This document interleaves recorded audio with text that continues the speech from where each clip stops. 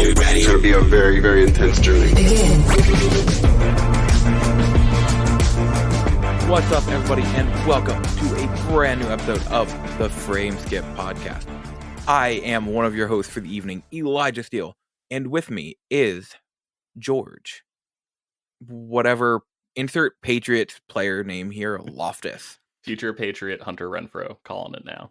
I swear to God, no. He can't do me dirty like that. Sorry, you're stuck with Jalen Reagor. I feel bad for saying that, actually. Jalen Reagor had unfair expectations hoisted upon him, and it's not his fault that Justin Jefferson had 2 standout seasons. That doesn't mean Jalen Reagor's less of a wide receiver. No, it absolutely does, because I think Justin Jefferson is just a better player. Yeah, but I also think Justin Jefferson probably wouldn't have amazing stats if it was Jalen Hurts who's okay at throwing the ball. No, yeah, that's not his strength as a quarterback. His strength is just like Willie or Woney.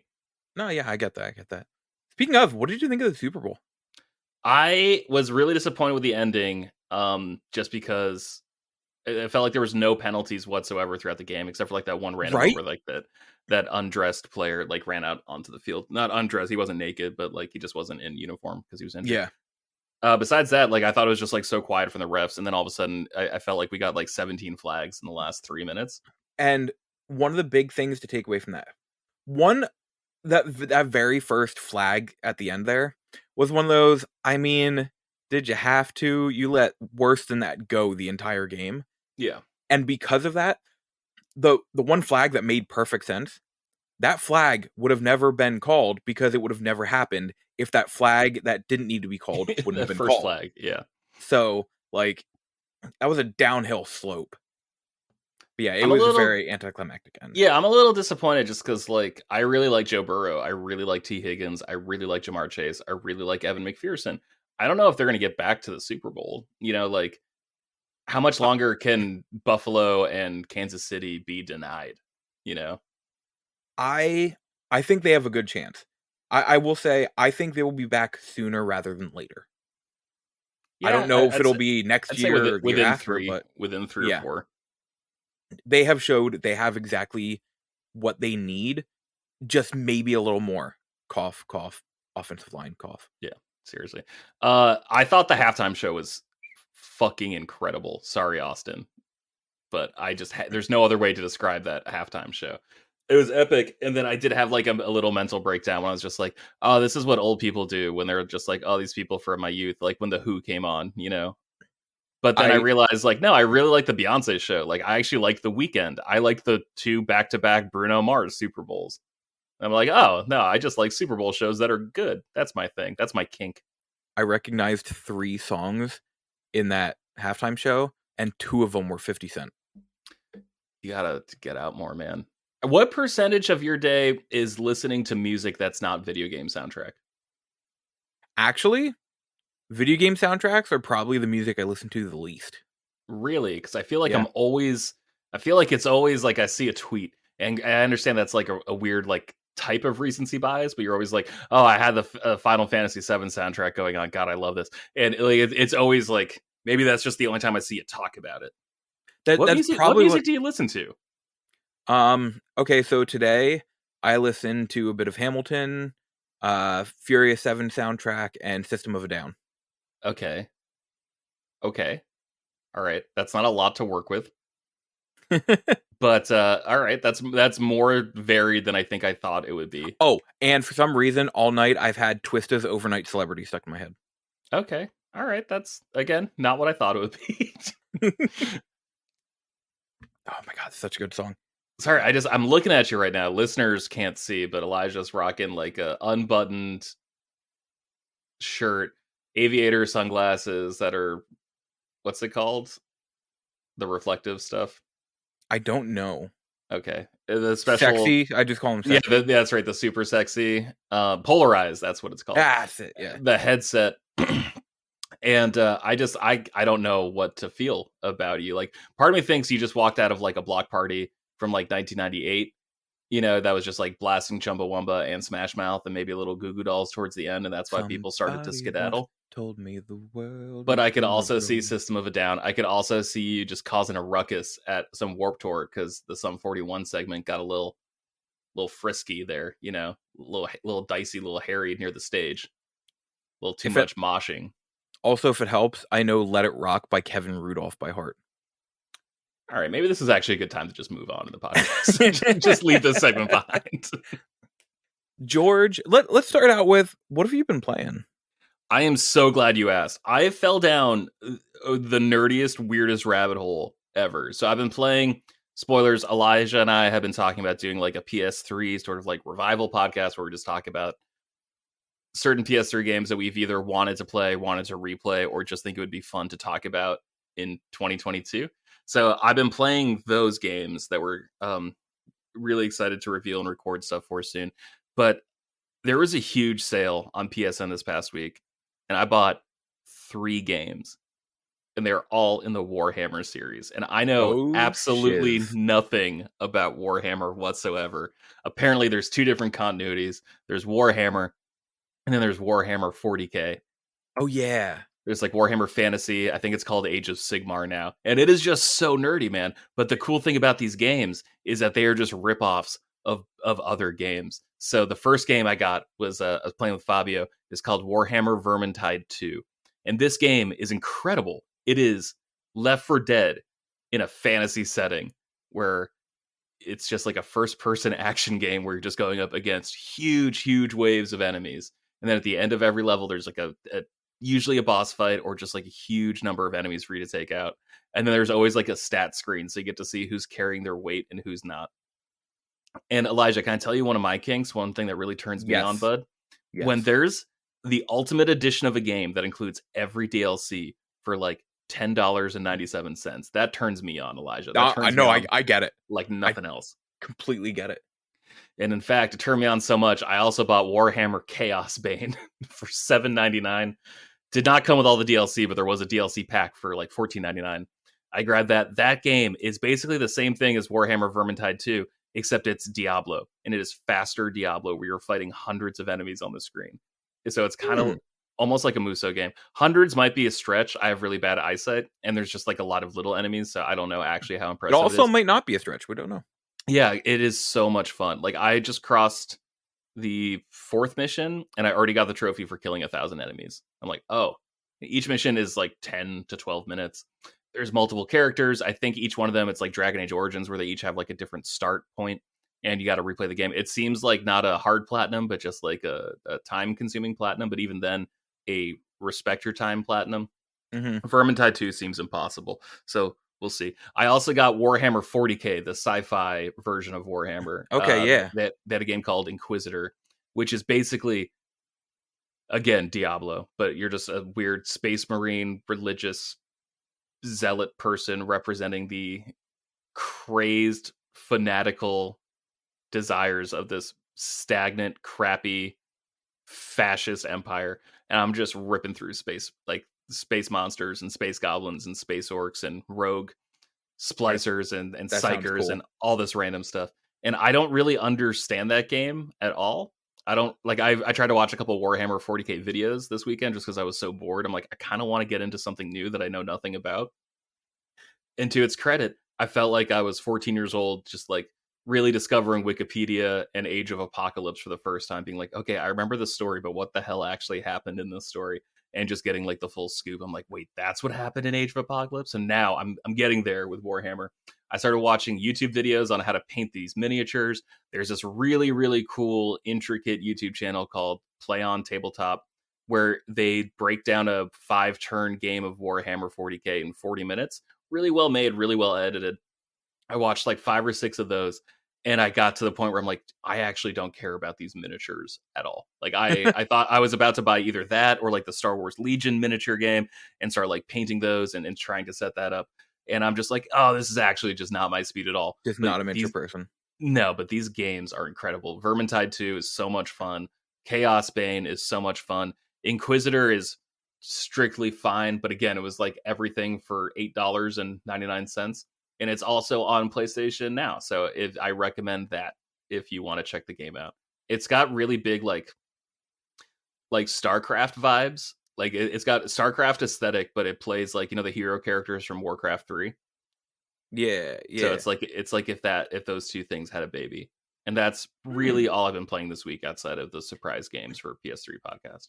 No, I I totally get what you're saying because actually lately I've been getting into the Vampire the Masquerade universe, Mhm. and you'll hear from me in a couple podcasts about a couple Vampire the Masquerade games I've been playing, and I'm even going to. I'll probably never play the tabletop game, Yeah. but I'm still going to make a character for it. That way, I can like I have a character in that universe, and I can use that character for the basis for my games. Mhm. Um, so I totally get that going into a new universe, and also bring up Warhammer. Spoiler alert for a possible one of the PS3 Oh my games. god, yeah. I need to double check to see if that the servers are still online because that could be a lot of fun. Because I actually grabbed that game when it came out. Like I remember is Anthony Gallegos reviewed that on IGN, and that I think is the golden age of IGN. Not even because of the people who were on it, but because their video reviews were like 3.5 minutes long. Yeah, I'm not here for 15-minute long reviews anymore where you just read the entire written review. Like it was always like, yeah. oh, here's like a little teaser. Here's like the thesis statement of the written review. If you want more information, go see the written review. But now it's just it's like an episode of Shortbox Summary. I can't stand it. It's just a 10,000 word script. It's just too much, Elijah. Um, no, honestly, I did a like 9.5 minute review once, and I'm like, this is probably the best review I've ever done, and I never want to do one like this long Never ever again. again. Um, Still an amazing review. If you ever get the chance, look for the Yakuza 0 review from I don't know, it's probably Retro Modern Network at the time. Actually, I think it's on my old YouTube channel. So yeah, just look for that. It was a really Nice. good review. Do you remember a YouTuber named Games Weasel? The name sounds kind of familiar. It was this Australian guy, I think. I don't know. No offense to our foreign listeners. So many like just so many like dialects of like British English and Australian English and New Zealand English that like I genuinely have a hard time like, oh no, that's just like a northern British accent, not an Australian accent. I'm like, if you say so, sure, yeah. Sure. No, I swear I don't mean any offense when I say that. Uh that said, that guy was like probably my favorite games reviewer of all time because again, he would just like take like Left 4 Dead 2 and just show you everything awesome about the game, everything bad about the game, and he'd be in and out within 3.5 minutes. And it's just like, okay, cool. Like I don't need like the full like I don't need to know every possible thing Yeah. about this game. I just need to know like if it's closer to a good If it's you idea. game. Yeah, if it's closer to a good idea or closer to a bad idea if I purchase it. That's like really all I'm looking for. Yeah. Like I'm 50-50 on every game. I just need a review to push me to 51% yes or Hmm. 51% no. That's all I'm looking for. That's a very good way of putting it. So as for what um, I've been playing, I should say, finishing Voice of Cards: The Isle Dragon Roars, which is amazing. And I want to talk about this game because actually a new one comes out this Thursday. Like before this podcast even lands, a new Isle of Cards game comes out. And this game is fantastic. It is literally a turn-based RPG, but just played using cards. As in, the world is literally a bunch of cards on a tabletop that like you'll see green cards and next to them are cards that look like a road and then more green cards, and it's literally the world that you're quote unquote walking on. You're literally like a chess piece, and that's your character. This was from the Nintendo Direct in September, right? This was Yes, it's a okay. Square Enix game. Has a rather easy platinum. Um and I'm probably close to 11 hours in now, and I'm nearing the end of the game. So it's not like overly long. To give you an idea, there's a trophy for getting the characters to max level. Max level is 30. Hell yeah. So it it's not a long game, but it has a lot of personality, a lot of heart to it.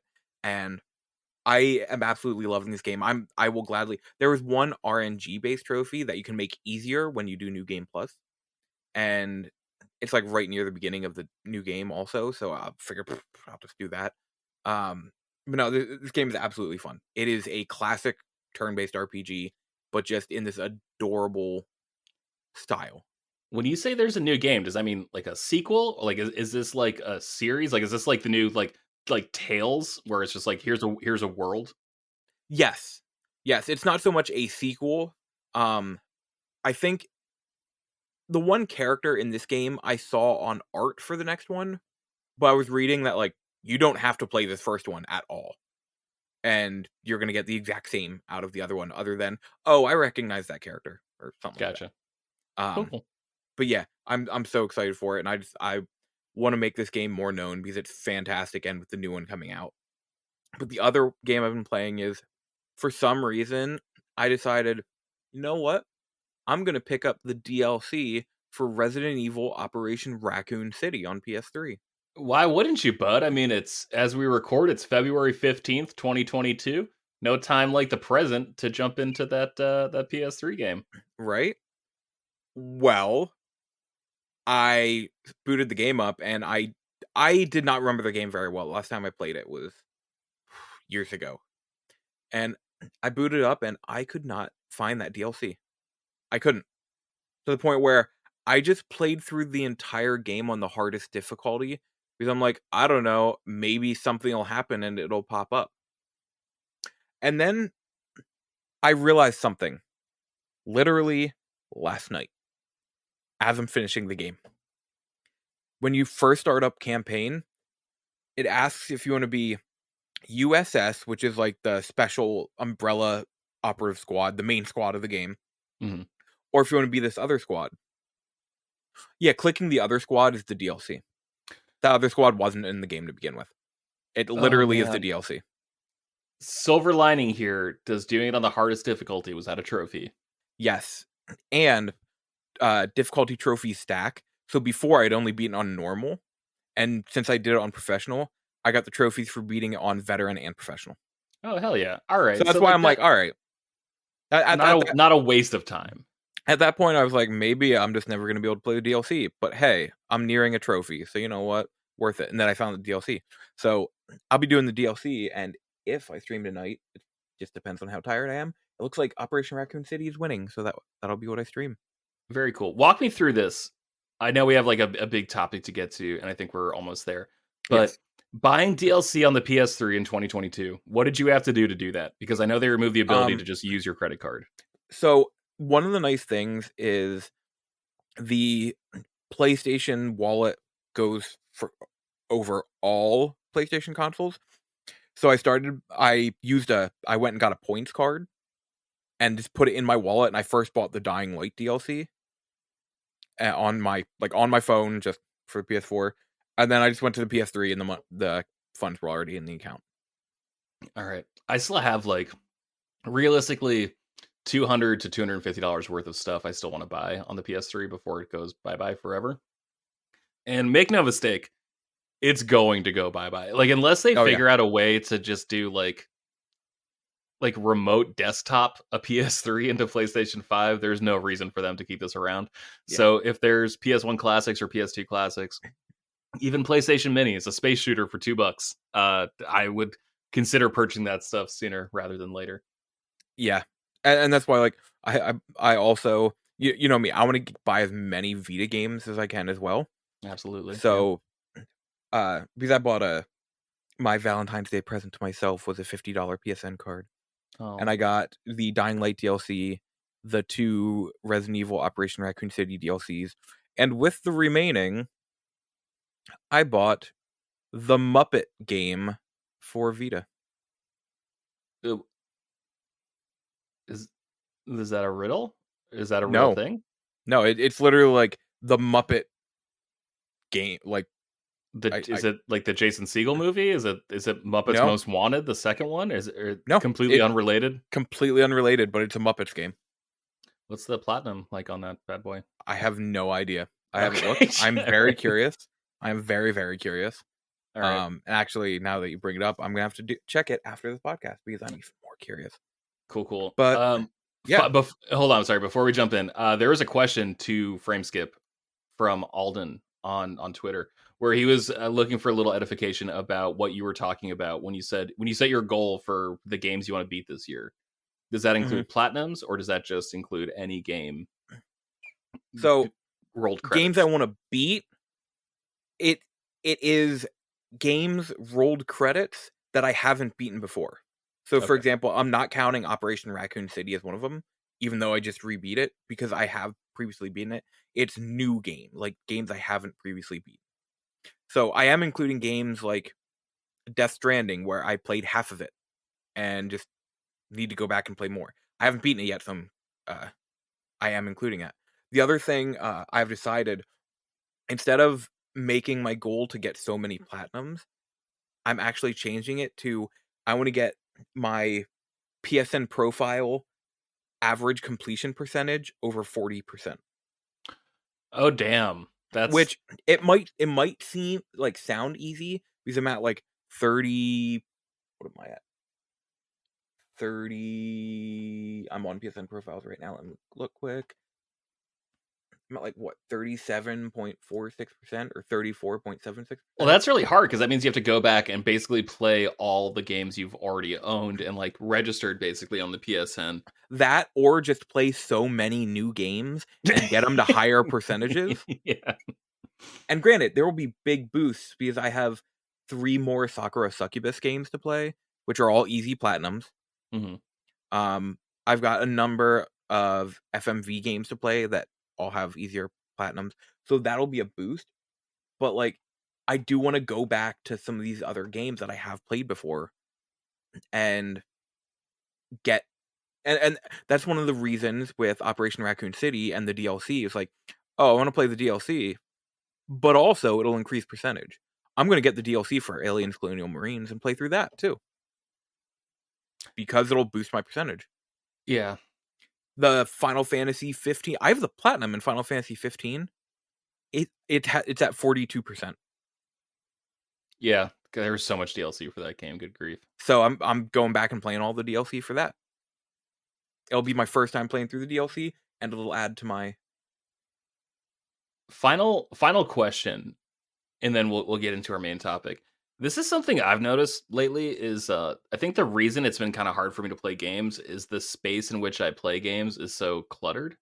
And the irony is that like I want to play these games to like declutter something in my brain, or like declutter like the actual like PSN, just to like actually tidy things up and like have more of a sense of completion. Do you feel that like the space you're in makes it easier or harder to play games? Like the physical space, yeah. Honestly, it depends on the day. It depends on my mindset when I sit down. And if I'm feeling really good, then I can like look around me and be like, all right, here we go. And it'll help. But if I'm like in a more of a down mood, I can sit down and be like, man, I have a stack of games right here I want to get to, and I can't choose one. Or like I said, if I'm feeling really good and be like, all right, choosing this one, we're going to pop this in for a while. I love to, when I can, have a day where I'll just game, even if it means I'm booting up 9 different games and playing each one for half an hour. Mm-hmm. Because then I feel like I've made a dent in what I want to play. Gotcha. And that that actually helps me for the next like week, even 2 weeks, because I feel like I made a dent and it clears my mind of, oh, I've got so much to play. I've got so much I want to play. It really helps. Also, I don't know about you. I feel like I play more games when I'm incredibly anxious. Yes. Like it's just so nice to like distract myself or like give myself like these little micro goals to like reach, whether it is just like me hunting for like a bronze trophy or something, Yeah. And I've actually been feeling like pretty all right lately. Like things like I've just been like in a like slightly better mood. And I feel bad because it's not like I'm like spending my time more productively doing things besides video games. Like I'm still like I'm watching Star Wars Rebels, or like, I'm checking out like random manga that like I've never read before. Like I'm actually reading the Yu-Gi-Oh manga, which is nice, just absolutely insane. It is. Are you reading season 0? I don't know. I just started at volume 1 because I know that's the secret with manga. Okay. Let me put it this way. Is it when he just put together the puzzle? Yes, it is. Okay, so yeah, that's season 0. Okay. Which I love that season. Seth hates it. Because they never made it into an anime. Or at least if they did, it never came out over here. It's so bizarre. But like I'm doing stuff like that. So like I can't pretend I'm like being more productive than if I were to be playing games. I'm just being like a different kind of, not even like, I don't want to say unproductive because I don't think consuming art is unproductive. No, it is absolutely not. Yeah, 10,000%. Just different levels of I'm going to say absorbing culture, Yes. absorbing a different type of culture. Look, it doesn't matter if you are playing through a game, reading a book, reading a manga, watching a movie, watching a TV show. It's not unproductive because you are doing something, you are accomplishing something, you are advancing something. Yeah, and it also, I'm going to add to that, like, whether you think it's the best thing you've ever read or watched or played, or you're like annoyed because it's such a bad thing to watch or read or play, I think that's important too, to like understand like yourself, to understand why you didn't like a piece of art. I do find that to be really valuable too. Like, man, there's nothing I love more than like watching a movie that's really, really good or playing a game that's really, really good, and then like the ending just comes in and just ruins it. And you're like, okay, here's my new philosophy on why endings need to be X, Y, or Z compared to what this did with A, B, and C. Like just like learning about story structure and like what makes a good myth that you're telling. Like all this stuff, it might not seem important. It's not anything you can like put on a resume, but damn, does it make you like a more interesting person? I think if you can, like, exactly, just intelligently articulate why you do or don't like something. Like, I think that is such an important skill, such an underrated skill. I'm going to ignore anyone who just says, oh, that game sucks. Like, okay, why did it suck? Like, oh, it's just bad. It's like, okay, that's a non-answer to me. Like, you revealed nothing about the thing. Yeah. You revealed nothing about yourself. That's just like, it's nothing. It means literally there's nothing. a difference between saying something is bad and articulating why you think it's bad or why you didn't enjoy it. There's a big difference. And yeah, I mean, so the Super Bowl, we didn't like it because of all the flags. What is this? Yeah. Epcot Center with all those flags. And I mean, even, okay, we like to do this in our spare time. And we're going to do that PS3 side podcast. The first game we played, we obviously have some very interesting opinions about. Part of the reason it took me so long is because I think it's trash, but I think trash is interesting. and that's just it. Like, it might be trash, but we are doing something with it. We are going to have a discussion about it, and that just makes it so much more interesting. Like, no matter if good or bad, you can take something and make it interesting. Words to live by. Thank you, Elijah, for walking down that weird pseudo-philosophical road. I wanted to just take a few steps down. I really appreciate it. Sorry for hijacking the podcast. Anytime. And no worries. But we are going to get into our next segment. Also, I will say, you'll notice it's only us here tonight. Austin and Coach were not available. They're chilling, they're relaxing, having a night off. So I'm trying to revive Seth from the dead. I still need the Eye of a Newt. I need Why didn't you tell me? I could have sent you. I have a couple. I need some giant's toes, and I still need the soul of someone who was lost in a heat of revenge. That's very important and hard to find these days. So as soon as we get everything we need for the summoning salts and everything we need for the ritual, then we'll have Seth back on the show. I have bath salts, if that helps. And not the kind you snort, the kind you put in a bath and relax with. Pennsylvania, man. Can't throw a cat without hitting someone with bath salts. It's the same in Maine. It's Florida. Actually, it's scary. I think it's actually the same everywhere. It's kind of a terrifying time to be alive. I actually used some in a bath last night. It was very relaxing. Like Epsom salts? Yeah, that stuff's actually really nice. Yeah, those are the bath salts I was talking about. These ones are actual bath salts. Yes, I know what you meant. But so we are going to talk about the Nintendo Direct that happened last week. Last week. Time is a flat circle. Sure is. We are going to go over the announcements, and any ones that stick out or we want to talk about, we will. So let's start up this whole thing. Oh, and we have them in the order they were announced, which actually pleases me greatly, and with release dates, which pleases me greatly even more. Yeah, and there's a pacing. That's why we like doing it in announcement order, because there's a flow to this presentation. We are going to start off with Fire Emblem Warriors 3 Hopes, releasing June 24th. I don't care, but I'm really happy for the people who do care. I know Austin cares. I assume you care. You're a big Fire Emblem 3 Houses fan. I literally while this was going on, I said Nintendo could turn it off and it'd already be the best direct I've seen in years. Fire Emblem Three Houses, I will fully admit, I still need to beat it. I love that game. And I love Fire Emblem as a whole. And the first Fire Emblem Warriors, I absolutely loved. I'm all in on this. Yeah, you're big into Muso games. Yes, I am very big into Muso games. And anything by Omega Force, I'll pretty much play. Like, at this point, I think I've accepted them as one of my favorite devs. Just because I just love their stuff. Gundam Dynasty Warriors 2 or 3 on the PS3 podcast confirmed. Cool. All right. You know, I was thinking about it, but the trophies and the amount of time it takes to play through that game is ridiculous. Okay. All right. Unconfirmed. I defirmed it. I apologize. I think I spent like 10 hours with that game, and I have 1 trophy. Oh, that's a slap in the face. Yes, it is. Next up, we have Advance Wars 1 and 2 Reboot Camp with the fresh release date of April 8th. I'm going to say I'm really excited for this game. I'm going to try really hard to be more honest about this, like on this podcast, because I was genuinely really excited for, what was that card game you were talking about in the opening segment? The Voices? Voice of Cards. Voice of Cards. I was like actually excited. I'm like, oh, that looks really interesting. Then release date came, and like I had the money to buy it, I just didn't. And I think I'm going to do the same thing with Advance Wars 1 and 2, where I'm going to say I'm so excited about this game because I do remember playing it on Game Boy Advance and having fun with it. But I'm realistically not going to buy this game unless it's like a clearance item at Best Buy. Like, and even then, I'm going to buy it. That does not mean I'm going to play it. Also, George, keep in mind this is a Nintendo game, so it will never be a clearance item at Best Buy. You say that. I want to actually give a little PSA to the listeners, whoever's made it this far. DekuDeals.com. Incredible website.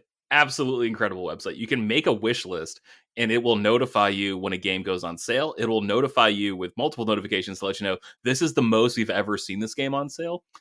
And they are basically like a Switch and Nintendo website, but they are starting to go into PlayStation 4 or 5, Xbox Series X and S, all this. Not an official sponsor, but I discovered this website in the past week and I've been obsessed with it. And I'm so excited to see it grow. I think a bigger audience will make it more successful and more robust features. After the podcast, I'm going to have you remind me of that so I can get on there. I'll send the link in the Slack. Yeah. I loved Advance Wars 1 and 2 on the Game Boy. I want to say I'm interested in this, and I am, and especially it's being done by, and I am blanking on their name. Oh, Way Forward, who I love. Yeah. But I'm not big on the art style they're using for it, honestly. I really wish it was the original, like DS art style. Yeah. Same. I loved the original art style, but this, I don't know. It feels like Pokemon, like Shining Diamond and Brilliant Diamond, Shining Pearl, sorry. It feels like that a little bit, where I'm just like, oh, you guys like really committed on this new art style. I don't really like it as much as what we had before. Like, it was like charming on the DS, but like this is not particularly charming. And I totally hear you. I wish it was more of like a flat game, like yes, it was on DS and Advance. Yeah. Next up, we got No Man's Sky coming this summer. I can't imagine a worse platform to play it on than Switch. So nope. I skip that one. And especially like it's not a cloud version, so like I prefer like actual versions that you can download or buy, but I can't picture this running well not on the cloud version. Then we had Mario Strikers Battle League coming June 10th. I wanted to be so excited for this game, but I'm just at kind of a breaking point with Mario sports games that aren't kart. And like I really liked golf, but I think that's because I like the concept of Mario Golf more than I thought like Super Rush was a particularly good game. I was really underwhelmed by Mario Tennis. I was really underwhelmed by every sports game on the Wii U. I just can't get up for this. This is one where I'm like at a 50-50. And like if I see a positive enough review where I'm like, okay, this is like a fun party game I can play with friends, like, okay, that's probably going to be enough for me. But I've been burned on Super Mario Party. I was burned on Mario Tennis, semi-burned on golf. So like I'm cautiously just going to stand in the wings waiting for this one. No, and that's fair. And I'm in a way the same way, but I've also acknowledged that other than golf games, I don't really play sports games.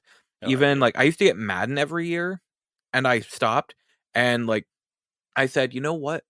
Every year when Madden comes out now, that's when I'll get MLB The Show. So I got MLB The Show 21 the day Madden came out.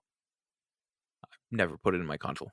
It's probably on sale around then too, right? Because it's a couple Oh yeah, months. Like yep, it's after the All-Star break for baseball. So yeah, yeah. And I still never put it. I have so many games I want to play that a sports game is always going to be like fourth on the list if I want to play. Like I want to play it, but it's just always going to stick fourth. Like I'll beat something, and then something else is going to move up there above it. something happened, man. I used to love playing FIFA on N64, and then I took a couple years off of FIFA, and now like I'm just kind of lost when it comes to FIFA. No, that's I used fair. to love Madden on 64. Took a couple of years off. Man, that game is so hard. Like that game is like legitimately hard to do. And the fact that it's used to like make fun of people as being casual gamers, like no, shut up. Like your Oh little yeah, bippity boppity platformer game where you just move from left to right and have to time your jumps is so much easier than this simulation of, America's favorite yeah. pastime. So like shut up about Madden being an easy dumb game. It's not. And I have like utmost respect for sports games, but again, like besides the Mario ones, I just don't really play any, and I'm a little underwhelmed by the Mario one. So we'll see about this Yeah. one. So next up, we have something that might give George a point in his yearly predictions, if I'm not mistaken. Splatoon 3 coming in summer 2022, and they showed off the new Salmon Run co-op mode. Day one. Are we doing this day one? Are we streaming this day one? I don't know. I need to play Splatoon 2 to see if I like the games first. Okay. I have it back there on the shelf. It's on my to get to, and I definitely want to get to it before 3. That way I know if I'm getting through right away or not. What's the worst game you've played because friends peer pressured you into playing it with them? Playing it with them. Like, because I assume Austin's grabbing this day one, and I'm grabbing this day one. So we're like, "Come on, Elijah, it's super fun, man. Just grab it." So, the game I'm going to say, I'm not going to say it's a bad game. I just don't enjoy playing it. I'll make that, and it's Mario Kart 8. Okay. I don't think it's bad. It's just literally Not your speed. Yeah. the last time I played it was at my best friend's house when a group of us played, and the time before that was probably like 2 or 3 years before that. Like I do not play that game myself. I literally bought it to play with friends. You're like that person who like will go out for drinks and like once every 3 years, like, hey, can I have a cigarette? Like, you're like a social Yeah. Mario Kart player, not a personal one. Yeah. That's cool. That's fine. Mine is Section 8 Prejudice. That is the worst game I ever bought because friends bullied me into I've never it. even heard of that. It was a PS3 game, and it's basically like PS3 trying to like offer a Halo game. Okay. Yeah, it sure was something. The next announcement we have is actually the announcement of the show for me. And that's Front Mission First remake and a Front Mission 2 remake are coming, with the first one this summer and the second just in the future. Are you going to buy this on Switch, or are you going to wait for a probable PlayStation announcement? I'll buy it on Switch the day it comes out, and then if it comes out on PlayStation in the future, I'll buy it on PlayStation also. Very cool. To give you an idea, there are 3 different copies of the first Front Mission: Japanese PlayStation, Super Famicom, and DS. I don't have the PlayStation one, but right back there is my DS one, and right there is my Super Famicom version. I love the Front Mission series. Well, Front Mission, because the only one available on PSN, the PlayStation one, is Front Mission 3, right? Yes. 1 and 2 were both on Super Famicom. 3 was on PlayStation. 4 was on PlayStation 2. Front Mission Evolve was on 360 and PS3. And then we just act like the last one that came out doesn't exist because it's for the best. And it's called Left Alive, and it came out a couple years ago. Was that like the free-to-play one? No. That one is a like third-person stealth one with the artist from Metal Gear, except the game is actual trash. I haven't played it yet. Ashley Wood, put some respect on the name. Is Ashley that the Wood? artist? I don't. Is it Ashley Wood? I don't think so. The like black and white like painterly Metal Gear art, like the cover art. That's Ashley Wood. Well, this game is apparently like actual garbage. I have it. I haven't played it yet, but I kind of want to really bad now just to see for myself. But to give you an idea, like 3 months after it came out, I got it for $10. Gotcha. Okay. And I've never seen it for anything higher than that ever again. Cool. Yeah, Front Mission, I absolutely love them. After that, we got the free-to-play Disney Speedstorm this summer. Yep, I'm with you on that one. Then in April, on April 20th, we get the Star Wars Force Unleashed. If I'm not mistaken, is it 1 and 2? No, as far as I know, it's just 1 because Oh. it's the Wii version coming to Switch. I am so proud of myself because I saw certain backgrounds in this game footage and I was like, huh, that wasn't in like the PS3 360 version. I know that because I played the 360, the PS3, and the PSP version. That library scene where he's fighting the librarian chick, that was only in the PSP version. And it turns out the PSP, the PS2, and the Wii version, all very, very similar. So this one comes out with motion controls. I mean, I don't care. This game's probably overrated. Like, I think the story is better than the game. Yes, So completely if agree. you like it, check out the graphic novel by Hayden Blackman. That one's really good. I'll grab it if it's $20. You know, that's all I got. I think the game's fine. This feels like a $20 game to me. Next up, we have the Assassin's Creed the Ezio collection on February 17th, which, if I'm not mistaken, is 2 Brotherhood and Revelation. Correct. Yeah. Also, yeah, I'm just, like, here's my deal. Like, I really love Nintendo. I can't get up for like 15-year-old video games coming to Switch. These games aren't old enough for us to get excited about them being here.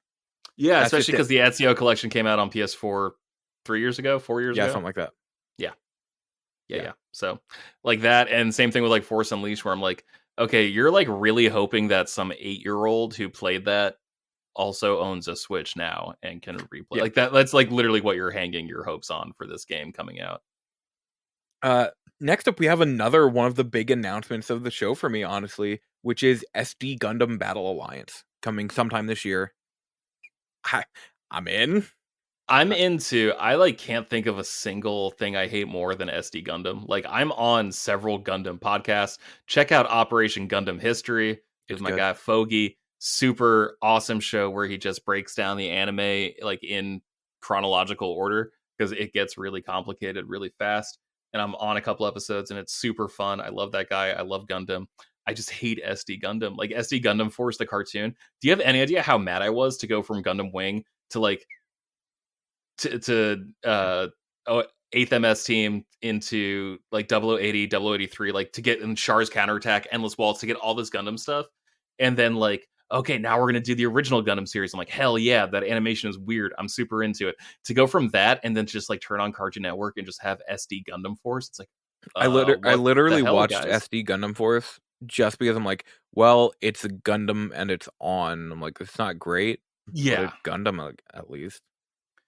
Yeah, that's like well, you know, I don't want to do this, but $5 is $5. Like it's like that mentality, but for Gundam.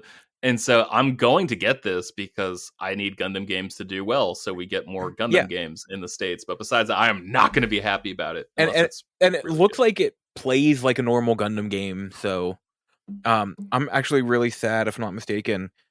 We never got over here in the States the tactical Gundam game that came out on Switch. Because I have the demo that I got off the Japanese eShop. But my biggest disappointment is that there's like a game that's basically Advance Wars, or what was it, Nobunaga's Ambition, like that series for Gundam, where you're like, okay, I'm going to create a fleet of 10 Musai and 35 Zaku, and I'm going to try to take over this colony. And like you play out different scenarios as different leaders. Like that's the game I want here. Awesome. I want like a tactical strategy game like that. Like, okay, this time I'm going to start as Giran. This time I'm going to start as Ramba Ral. This time I'm going to start as Annabelle Gatto. Like, I'm going to play every possible scenario. God, that's the game I want on Switch. Bring that game to Switch. Translate it to Switch. Like, there's going to be a Netflix Gundam movie. This is like the window. This is when, like, I need a whole bunch of like oh, for the first time ever, released in America, like Gundam UC Side Stories, UC81, like coming to PlayStation, like the PS3 game that I shared with you. Mm-hmm. There's a Gundam Unicorn game that's like really good that I have on PS3. I don't understand any of it because I don't speak Japanese, but it's super fun to play. And like, I just like, ooh, I need Gundam to do well. I need more Gundams. So I'm buying Battle Alliance, and I'm going to encourage people to do the same. Side note, did you know they came out with a Zoids strategy RPG? Fury Unleashed? No. It's Zoids Assault on the Xbox 360, and it's hot garbage. Okay. What was the one that came to Switch? Because I actually bought that one, but I never... Wild Blast. Okay, any good? It was okay. All right. Not great. Well, that's the thing. Like, we've been terrible. talking about this a bunch lately in the Slack channel. I am so hard up for Zoids content. Like, I can't find the cartoon anywhere. Like, I'm going to have to start being nefarious about it because I refuse to pay $95 for a DVD that has 3 episodes. Not going to do it. I'll message you afterwards about some nefarious things. Wink. Next up, we have Chrono Cross, the Radical Dreamers edition, coming April 7th. Shout out to Seth's dead body. This was, I think, the thing he was looking forward to most. Yeah, I think so. I think it's neat. So I didn't understand the Radical Dreamers thing until I listened to a podcast afterwards. It's really neat that part's coming over here for the first time. Do you know what that is? I listened to Into the Aether, and they explained what it was. Okay. I really like that games podcast, by the way, if people are listening and looking for more games content, because we only release 1 a week. Yeah. They also release 1 a week, but still, that means you get 2 a week. So that I is very true. that show. Yeah. For those that don't know, Radical Dreamers is apparently a game, but it's just like a very text-heavy game that bridges Chrono Trigger into Chrono Cross. Well, it's like that. What was that Kingdom Hearts game, right? Like I don't know. There are 85 of them. That's a good point. Yeah. Okay. Sorry. And we're meddling with magics we don't understand. And honestly, go ahead. Ask me when any Kingdom Hearts thing is in any part of the Kingdom Hearts timeline. You know, even better, ask any Kingdom Hearts fan and see if they can give you a straight answer. Yeah, if you want to see me have an aneurysm, just go ahead and ask a question about Kingdom Hearts. I'll give you an aneurysm answer. Next up, we had Kirby and the Forgotten Land coming March 25th. Day 1, baby. I am so in. This game looks so stupid and sweet and weird. I am so in. Do you care about Kirby at all? Not one bit. Kirby I like because it is so simple. Like, it's kind of like baby's first Mario game, the way like Pokemon is like baby's first JRPG. But I like that. Like, there's, I don't know if I'm just conflating the two in my head. Like, I don't know if this is like a George problem, but like, there's just something really nice about like a game that's not designed to be hard, but just designed to be experienced. And I feel like Kirby games for the most part are that, with like just like the bare minimum amount of challenge present. And like, God, it's just like charming and funny and weird and eccentric and just bizarre. And it's so much fun to just be in a Kirby game. And this one looks so weird. It's so wild and so different, where it really does feel like this was like a different game. They're like, it'd be really funny if we took out our super serious character and we put like a little ping pong ball who could suck in cars and vending machines if we made him the star of the game. And cones. Yeah, I'm so into it.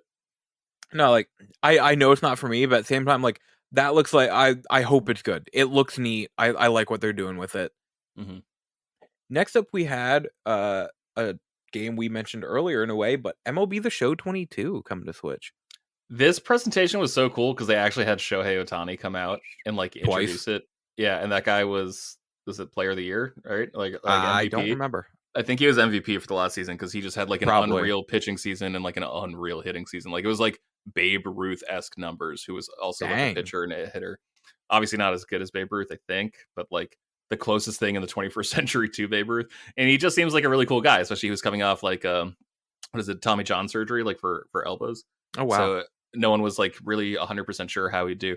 I think the MLB The Show seems like a great mobile game, and I am heartened by the fact that Sony San Diego made really good Vita ports of MLB The Show. So I am like, we joke about like third-party games coming to Switch. This one I'm less concerned about because Sony San Diego is so good at their job. And like we just mentioned, they made them for the Switch, which, we all know the Switch is better, they made them for the Vita, and we all know the Vita is better than the Switch, but the Switch is more powerful. That is a hill I will forever die on. but the Switch is more powerful. Also, the PSP ones were pretty good too. Yeah. So like they have made handheld versions of these games, and they have done it well. So I know it'll be good. I believe in them. Yep. Speaking of weird timelines, we have Kingdom Hearts Integrum Masterpiece, the cloud version. It comes with all of the Kingdom Hearts games. I got nothing, and I have even more nothing because it's the cloud version. Yeah, that's the thing, man. I was just like, oh, cool, like a giant Kingdom Hearts collection. Like, that makes sense for Switch. And then just seeing cloud version, I'm like, oh, you idiots. Like, it's just, oh, God. Like, I understand the necessity for cloud version. I understand, like, we're technically in the most technologically advanced era of all time. I get that. But, like, man, there's just... Like, I want to play my Switch on an airplane. People want to play their Switches on an airplane. You know, and it's just like the fact that you're just like cutting out any kind of travel or commute. The fact that you're making it so like, oh, I can't just like go to the park or go to like my girlfriend's house or go anywhere. You're basically cutting out the handheld portion of a handheld system. Yeah. Next up we have, and actually I'm very curious about this one, Klonoa Fantasy Reverie series coming July 8th. I think I'll pick that up on PS4. I think I will too, just because it looks like a really, really pretty 90s, early 2000s platformer, right? Because it was like, Klonoa was PlayStation, I think, Nintendo? Yeah, I think that sounds right. And like Klonoa 2 was PlayStation 2, I think. But like, I think so too. But yeah, just like turn of the century and like just before turn of the century platforming. And like, I thought the game looked really pretty. I thought it had a really interesting art direction. So I'm into it. And a podcast I listen to, Gamers Night Out, hint, listen to them. They also release an episode a week. That would make 3. That's 3. All 3. One of my friends on there, he loves Klonoa. In fact, they're doing a thing where each of them recommends a game and like then everybody on the podcast plays it that quarter. So all 4 quarters for them. And his was Klonoa. Oh. And he absolutely adores the game. That kind of got me interested in it. So yeah, I'll probably grab this when it comes out. Topical, baby. Next up, we have Portal Companion Collection, just set to release this year. I'm really impressed that it actually has Portal 2 on it.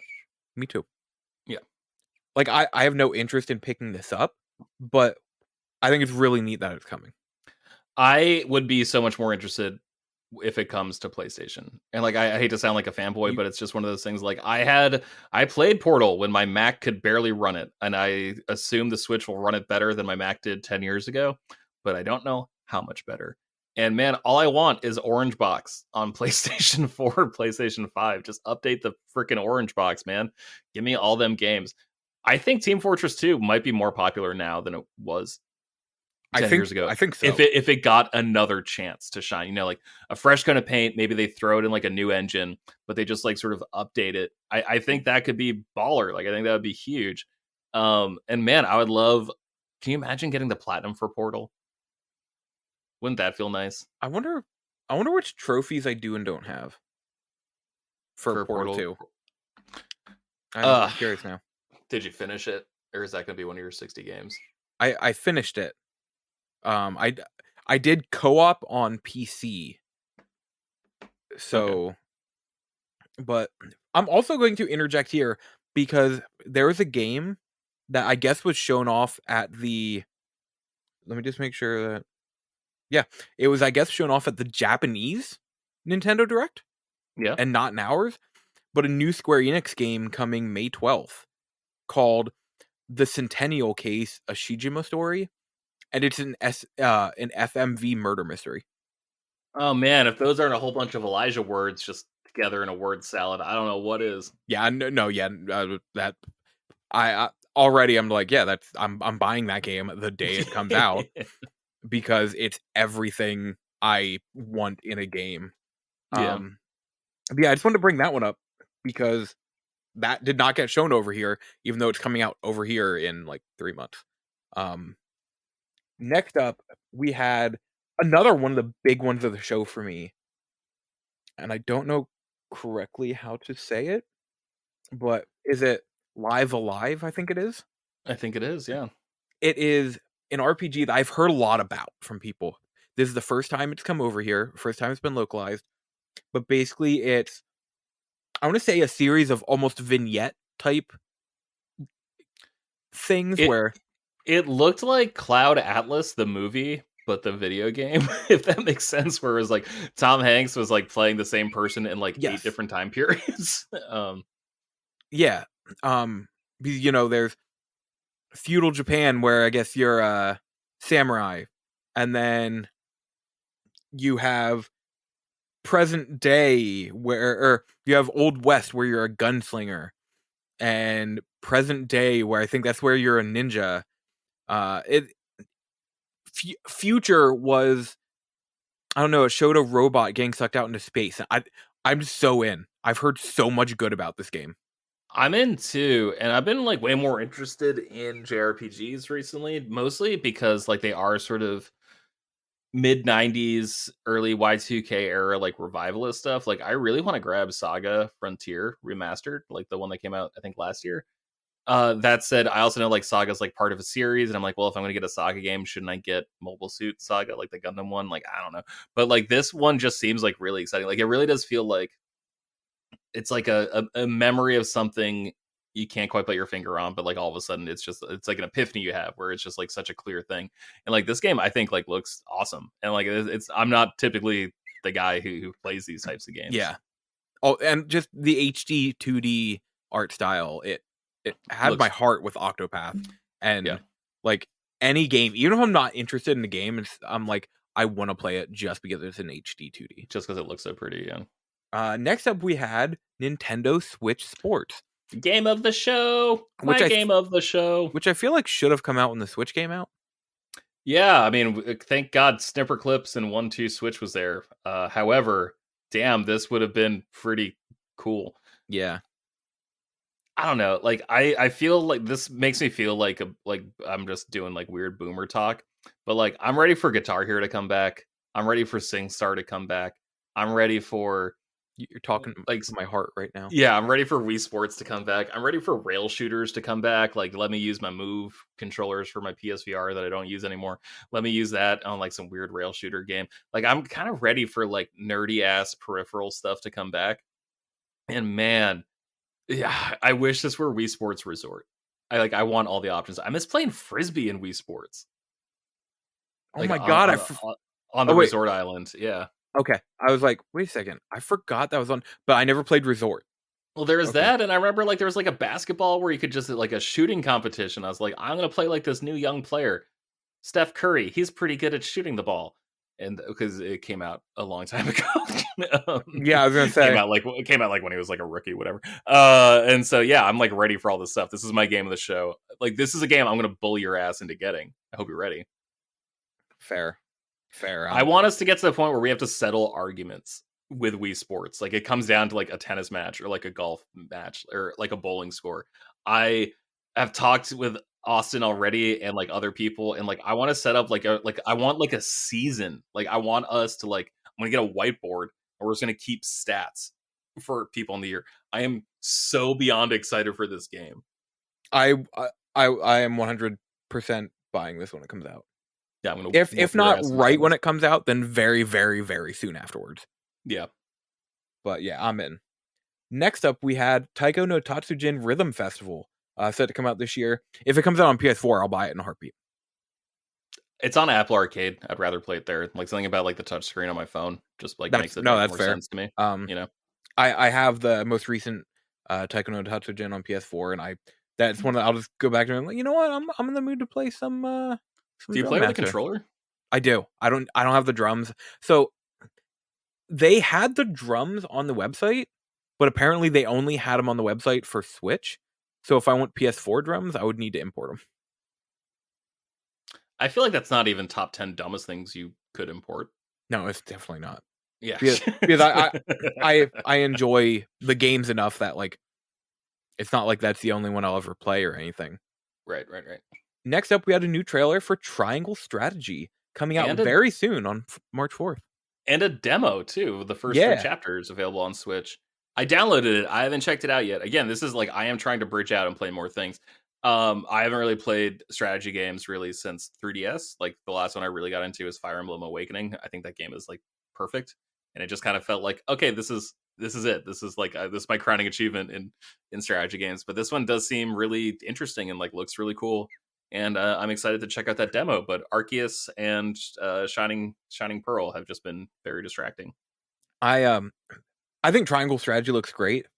I'm not going to get it, at least not for a while, only because I do want to go back and play more Fire Emblem Three Houses. And when I'm thinking of strategy games, there is a strategy game that's supposed to come out this year that has me way more. Octopath Traveler came to Xbox, but not PlayStation, right? Let's not talk about that because okay, but like I'm just thinking, like, is Project Triangle Strategy, or sorry, just Triangle Strategy now? Like, is that going to be a Game Pass game within a year? Probably. Very potentially. Okay. Next up, oh, by the way, the other strategy game that's supposed to come out this year I'm talking about, Digimon Survive. Okay, yeah. Well, that's the thing. Like, if you want like a hard up like strategy game, like, and there's an IP you really like, there's probably a strategy game for it. Yeah, probably wait for that. Next up, we had a trailer for Cuphead: The Delicious Last Course coming June 30th. It's more Cuphead. I like Cuphead. Yeah. I might play it right away. I might not. I don't know yet. Yeah, nothing to say. Cool that it's coming out. I still can't believe that Cuphead came to everything Switch so soon. I guess. Yeah, that's fair. Like the cool part. Next up, we had a trailer for the new Metroid Dread update, which came out that day. Incredible added announcement. Dread difficulty, which is one hit kill, and Rookie difficulty. Which actually, so I never finished Metroid Dread because I couldn't beat the one boss. Yeah. So I'm probably gonna go back to it now. I'm just gonna put on Rookie difficulty. I don't care. I just want to enjoy the game. Metroid games are hard, man. Like, even like my favorite one is probably Prime. Like, I think that's the one I've like cared the most about. Mm-hmm. And like even that game is hard. Like they're hard games. And so I never even grabbed Dread because I'm like, this looks brutal. I don't think I have time to like get stressed out about this. But man, now that like the rookie mode's out, like I hate to sound like a baby, but like I don't know, like I really want to play and like see everything they made because it seems really cool from the outside. No, I don't want to like snap my Switch over my knee out of frustration. So yeah, this is like way more appealing to me now. Yeah, I will definitely go back and actually play through Dread now. Yeah. Next up we had Earthbound and Earthbound Beginnings coming to Nintendo Switch Online out now. I have learned I don't enjoy RPGs set like in real life. Mm-hmm. I just don't. We got that game Citizens of Earth a couple years ago in indie that I'm like, oh, this is neat. I find it boring. Yeah. Same with Earthbound. I like the vibes of Earthbound. Like it feels like South Park and Twin Peaks had a baby. Yeah. And so I really dig the feeling of the game. I don't know how much I like playing it, but again, it is one of those things where it's like, wait, how is you guys have had like the Super Nintendo game part of like Switch Online forever? Like, how is this game just coming out now? Yeah. Or like, I think it was like one of those like, look at what we did. It's like, you mean you could have done this the entire time? So that's like great, but also like you dropped the ball in my eyes a little bit. Complete side note: did you see the trailer for Nope? Yeah, God, that movie looks incredible. Anything Jordan Peele touches, like I'm there for. Normally, I don't care about any of the movies Jordan Peele has put out. Oh my God, Get Out's freaking incredible. I kind of want to see it just because everybody talks about it, but like watching, I was like, I have no interest in this. Mm-hmm. But this movie looks like Welcome to Night Vale, the movie, and I'm 100% in for that. I never saw. Was it Us? Was like the second one. I never saw that one. But man, Get Out is like an incredible movie. And Candyman looks terrifying, and I refuse to watch it. He didn't direct that one. He just executive produced it. Oh, okay. My statement still stands. Okay. Sorry. Then we got a little montage of a couple games coming, starting with Zombie Army 4 Dead War. Love that game. Love that game so much. I assume the Switch is just like an awful place to play it with friends. Probably. But man, if you don't want to play with friends, you just want like some weird horde mode single player score chasing game, grab it. If not, if you want like a co-op experience, just PlayStation. Just get it on PlayStation. Maybe I'll make that one of the games I beat this year because I have it on PS4 and I played like part of it. I just never beat it. I'll help you out with that. I still have it on my hard drive. Like even after getting the Tekkens, platinum in yeah. it, I did not delete it because I'm like, might come back to this one.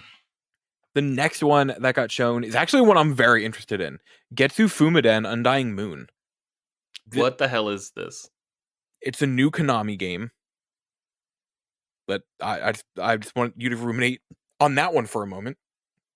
And it looks like it's side scrolling, but I'm trying to think of, imagine something like Castlevania Symphony of the Night, but just in like super nice graphics is what it looks like. Okay. And I'm in on that completely. And the next one they showed in that sizzle reel was Demon Slayer Kametsu no Yaiba, the Hinokami Chronicles, which I recently beat on PS5. Is that the story of the anime? Yes, it is the story of season 1 and the movie. Okay. I couldn't get into the show because I really just didn't like the art direction. Like as dumb as that sounds, my biggest problem with anime is I feel like so many of them like look alike. Like I feel like there's just like not enough like variety, I guess, in the way characters are depicted, and that's probably like my inexperience with anime. Like I don't mean to like dunk on anything that people are liking. That's not what I'm saying. But like if I could play through it, like if I could be like slightly more engaged.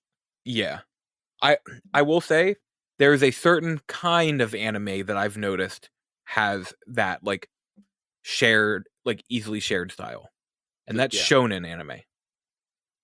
Yeah, Dragon Ball Z, My Hero Academia, Demon Slayer, any anime that comes from a manga that was in Shonen Jump, I've noticed they all have a very similar look. And like Dragon Ball Z not as much, but that's mainly just because it's an older anime style. Yeah, like if it all were have done excellent new. hair. That's Yes. the one thing. Yes. Yeah. Joey, Yugi, Goku, all incredible hair. You're not wrong. No, I'm not wrong. Then we got Lego Brawls coming June, which I think is like a Lego take on Nickelodeon All-Star Brawl or Super Smash Brothers, or it kind of looked like that. It also like parts of it kind of looked a little like Power Stone-y. Yeah. which I think is really interesting. Also, just give us Power Stone, man. Like just re-release Power. Like, yeah, you have the ROMs. If you don't, I'll send them to you. I don't know how I found them. They were just on my computer one day. The damnedest thing happened. Just remake Power Stone if you want to do like a co-op or like versus like beater in 3D space, man. Just like, what are we doing here, guys? God, imagine if they brought back Clay Fighter. 63 and 2/3 the sequel. Next up, the last part of the sizzle reel, we had 2 Point Campus coming May 17th. I feel like Switch is a bad place to play that. I feel like it's a bad place to it, but I feel like of all the consoles, it's probably the best place. Yes. Like, yeah. I would feel like an idiot if I occupied my PlayStation 5 playing 2 Point Campus, but if I could like watch Scrubs and play 2 Point Campus on my Switch, that's like a little better. But I love sim games, and I think this one's interesting because like I just didn't want to run a hospital. Like something about that felt really gross to me. But a campus, gross in a different way, like exploitative of 17-year-olds who didn't know they signed away their future for student loans. Too real. As opposed to like a hospital where it's like, yeah, we could save your life, but we won't. You know, like that feels grosser to me. So I'm realistically not going to pick this up, but I do think the game looks interesting at the very least. Then the last two announcements that we got. First up, the Mario Kart 8 Deluxe Booster Course Pass, which is going to release 48 new tracks for Mario Kart 8, which in other words is them saying, hey, Mario Kart 9 isn't happening anytime soon. Yeah, that's fair. And the first wave is March 18th. It's coming in 6 waves of 8 tracks. I know you don't care for Mario Kart 8 Deluxe that much. Unless we play together, then I would have a blast. Unless we play together. All right. I am so beyond excited for this. I can't believe this. Because it answers the question where you're just like, why would they make a GTA Online 2 when they could just make a GTA Online? And like Nintendo's like, yeah, we agree. Let's just add more to what we already have. I think the biggest thing about this is I didn't know that they were going to add more things to the Nintendo Online expansion. And so if you have the Nintendo Online expansion, you just own this. This is just added in. And even if you don't own it, it is $24.99 for the DLC to own it, which is less than half of the price of the game, and the same amount of tracks. I thought it was more. No. Oh wait, it's Deluxe, so that includes the DLC. Yeah, there are 48 tracks in game. They're adding 48. Yeah, but I'm saying like because they added courses to the Wii, because it was the Wii U version which added DLC courses, and it's doubling the size of the game. That's incredible. That's huge. And like they're remaking like Choco Mountain from N64. Like they're remaking a bunch of levels, or adding new courses. It looks awesome. I'm so freaking in. Yeah. Also, March 18th, I'm getting a third dog, so that's going to be a great day for me personally. Really looking forward to it. So like normally I like to buy all my games physically. This is one I don't mind having digitally, because I literally have it installed on my Switch at all times. So like if anybody says, hey, let's play Mario Kart, I can just whip out my Switch and I have it there at the ready. So like that's the main reason I don't mind having the game, is it's super fun with friends. I will never play it on my own, but if friends say let's play, I'm like, yo, I'm down. I bought 4 Switch games digitally because I'm like, okay, Breath of the Wild, this seems like a game I'll want forever. Didn't end up liking it. Yeah, that's on me. Bad choice. Mario Odyssey, I have digitally. I absolutely adore Mario Odyssey, so I'm happy with that. I also have Mario Kart 8 Deluxe and Mario Tennis. So I'd say like 2 hits, 2 misses. You're batting 50, that. yeah. Yeah, it's pretty good. Then the last announcement, so the trailer started, and it showed a couple of things. I'm like, all right, I'm liking the art style of this. And then the character started talking, and I literally went, oh my god, they're British. This is Xenoblade. And Xenoblade Chronicles 3 was announced. I know Seth is like super invested in the Xenoblade series. Do you know anything about it? Like, are you up to date? I want to give it another shot. I had Xenoblade Chronicles 2 for a bit, and I probably played like 5 to 10 hours. I'm like, it was fun, but I didn't get like super invested in it. But also, I think a big thing was, at the time when I was playing it, I just wasn't playing my Switch much. Yeah. And I've grown accustomed to playing my Switch more now. So like, I think I would give it much more of a fair shake. I was really lucky. I was able to snag Xenoblade Chronicles on Wii, like the Operation Rainfall game. I actually think I got all 3 of those, which I'm really happy cool. I did. I never ended up playing it because like I was just so into PlayStation 3 trophies. And then the PlayStation 4 came out, then I was like really into PlayStation 4 trophies. I totally get it. I tried so hard to get into Xenoblade Chronicles X on Wii U because it had giant mech in it, and I didn't know it took 30 hours to get to the giant mech in it. Like, I thought it was just going to be like an Armored Core game, basically, just like showing up a little early. So I know like literally nothing about Xenoblade Chronicles. It's, like Seth mentioned something about how like, unless it's a prequel, it doesn't make sense, which I find like really intriguing. That's kind of what did it for me too. I'm like, I don't know if it's like enough to convince me to like actually try it out or not, Just maybe don't look for the DLC for the second game physically. Just save you that trouble. How much is it now? Vamp for a minute while I look. All right. This is now an ASMR podcast. Welcome to the ASMR podcast. Complete $91. Oh, that's not that bad. Honestly, for the DLC. Okay, I mean, when you say it like that, that's bad. Like, honestly, like, if anything's under $100, I'm generally okay with it. Like, I think I'm about to pull the trigger on Killer 7 for GameCube, and that's like $80. Oh my god, yes. I kind of want to do the same, honestly. You know what I mean? And so I'm like, okay, like, that sucks, but it's also like, well, the game came out at $50. and it was worth like $50 were worth way more when it came out back in 2003. So really, I'm getting it at cost. Yeah. You know, like that's kind of how I view games. And like, I think the most expensive game I've ever bought was $90. And I'm not going to tell you which one because it's embarrassing. But, no, you have to now. And honestly, it's okay because that's still much cheaper than the most expensive game I ever bought. So you're good. Marvel vs. Capcom for Dreamcast. Oh, I feel dumb doing it because like it's so easy to like do some shenanigans on a computer to create a Dreamcast game. Like that's why I feel bad about it. There's a difference between having the game and having the game, especially if it's something that you're passionate for and care about. So like that game is something like I could see you like forever having on a shelf. Yeah. Like it's more than just here is this game I can play. I just feel bad when like disc rot is a thing. You know what I mean? like I'm way less embarrassed to spend money on cartridge games than I am disc-based games. Yeah, but all you need to do sometimes like, hey, I might need to change a battery. Yeah, exactly. And like that I could either pay someone to do or, you know, have a glass of wine and muster up the courage to do myself. But like with a game that just like deteriorates on its own, like that's when I feel like I have hundreds of discs downstairs, like in my game library, you know, and I'm just like, I need to buy a PC soon, not because I want to play games on my PC, which I do, but like I need to back them up. Yeah, you can't see what I'm pointing at because it's literally just a shelf.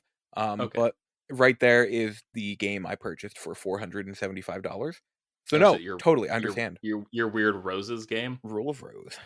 Rule of Rose. Yeah, yes, it is. I listen. I don't remember every detail, but I listen. But that was the Nintendo Direct. Honestly, for me, as not a big Nintendo fan, this was one of the best Directs I've ever seen. Because there was so much there for me, but there was also a bunch of Nintendo stuff. So there was a lot there for Nintendo fans. And I feel like it covered a lot of bases. Like, as a JRPG fan, this was a sexy Direct. Yeah. It also just felt like even the games that like I had no connection to, like I know literally nothing about Live Alive. Like I know Jack about that series, but like that still felt like a haymaker. Yeah, when exactly. They put it out, right? Like everything they did. I think the only like underwhelming things they talked about: Assassin's Creed Ezio Collection, Star Wars: The Force Unleashed. I'm gonna actually give a pass just because it's the Wii version of the game. Which like what Wii versions of any game are available today? You know, like that one's like it's weird enough where I'm like willing to give it a pass. Disney Speedstorm and the Kingdom Hearts Cloud. Like those are like the underwhelming ones. Everything else I'm like, and like No Man's Sky, like everything else, like I'll let slide. But like those are the only like announcements where I'm like, oh man, if I had known this was coming, I could have gone to the bathroom. Yeah, and even with that, like I was gonna say, what about Lego Brawls? But that was in like a super quick slideshow, so it's not like it really took much of your time. And also, like I can at least see an audience for that game on Switch in a way that like I don't think anyone's happy about the Kingdom Hearts game. You know, like the fact that it's like the cloud version. Yeah. I think if it weren't cloud, people would be over ecstatic. The moon. Yeah, but they gave them. It's just like, hey, what if we gave you $1 million? It's like, oh, that sounds great. It's like, okay, what if I get to punch your head off of your body to give you that $1 million? It's like, well, this really feels like a improper situation for me to be excited about one thing. On second thought. Yeah, exactly, right? Where it's just like, oh, aren't you kind of asking a lot for me to give you money to enjoy this thing? I don't know. It just feels like a big ask on behalf of Nintendo. Whereas Lego Brawl, I'm like, yeah, that's completely inoffensive. It makes sense for the audience. Like I get it. Yeah, no, I'm totally with you there on that one. Yeah, like I said, the big ones for me were Front Mission was huge, just because I've never played the first or second game. Like I got the first on DS, but I literally got it like less than a year ago. So it's been in my backlog. I loved 4. 4 was the one I started with. Then I picked up 3 on PlayStation Network, and I love that series. Evolve, it wasn't the same. Yeah. Plus, we were talking about strategy RPGs. I don't even know why Front Mission is a strategy RPG. Yeah, starring robots. Yeah. Yeah. Like, also, when it started up and it said, get your Vonzers ready, most people I know were probably like, what the hell is a Vonzer? Meanwhile, I'm standing at my desk. My heart, like, literally skipped a beat because I'm like, oh my God, oh my God, oh my God, oh my God. Like, out loud at work, I'm saying this as this Well, direct it is going stands on. for Walking Panzer, right? Yes. Okay, yeah. I know that's like associated with it. I have done. It's one of those things where like it's another series where like I've never played, but like man, I sure have looked it up a lot on YouTube. You know, like, That, and like, you know, there are people who are like super into it. yeah, And like, it's funny because I listened to 2 different podcasts, like, you know, do the like talk over the direct. And one of them had someone say, man, I can't believe he said Vonzer like anybody actually knows what that is. And then the other podcast said he was freaking out when this was coming on. And I'm like, yeah, it just goes to show you that, like, not every game is for every person, but every game means so much to somebody. yeah.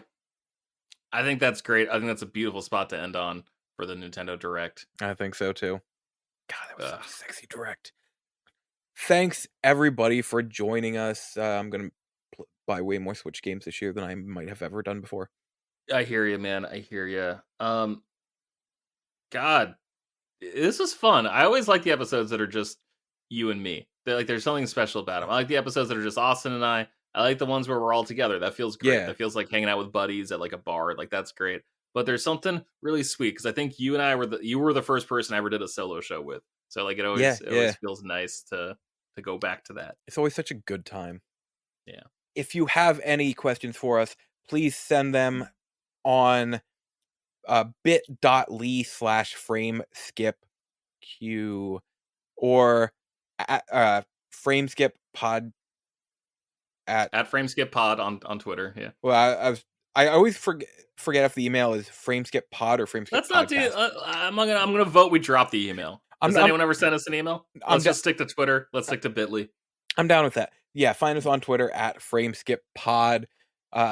Find each of us on Twitter. George is at purplebird616, and check out Short Box Summary, our sister podcast George does. Please do. This podcast comes out Friday, which means this week. I'm going to do an edit after we record for the original X-Men movie from the year 2000. I'm not looking forward to it, not because I don't think it's a good show, but because it's 5 people, and I've never edited a show with that many voices on it before, and I don't think I'm a particularly good editor, so we're going to see how this goes. But I hope you enjoyed X-Men 2000 this week on Shortbox Summary. I'm so excited to listen to that one, honestly. Find Austin at Austin J. Eller. Coach doesn't exist on Twitter anymore. Seth is at Seth the 90s Kid. Don't follow him. And you can find me at Local Lizard Man. Also, find me on Twitch at Local Lizard Man. If you are listening to this the day this comes out or the weekend, I am streaming Vita all weekend for birthday weekend. I don't have nights planned yet specifically, but the 3 games I'm looking at playing are Hot Shots Golf World Invitational, Killzone Mercenary multiplayer, and some Shin Muso Gundam. I am so pissed because there's like one online trophy for Hot Shots Golf Vita, and I didn't get Hot Shots Golf Vita until after the servers had already closed down. So like there's one trophy, like literally just for checking into like an asynchronous tournament where you don't even have to do well. You literally just have to post your goddamn score. And I'm never going to get the platinum in that game. And I'm devastated. For what it's worth, I played a lot of that game and I don't think I got that trophy because I don't think I ever played online. You just never signed up for that tournament. All right. That does make you feel better because I think you actually care more. It's just frustrating, Elijah. Yeah, no, I'm Let us with you. rent servers. Let us create our own servers for these. Turn them on for one day so we can hop on. Just kind of flip. Honestly, dude, what if for the birthday, like what if every anniversary they just turned all the servers on, at least for first party games? Tell me that's not like a great, holy shit, I want to work at Sony now so I can market this idea. That's actually kind of genius. You know what else they could do? Just kind of take the Switch, flip it, keep your hand on it and say, all right, go for it. All right, good. You got it? All right, flip Switch back down. Tight. Man, that would be, god damn.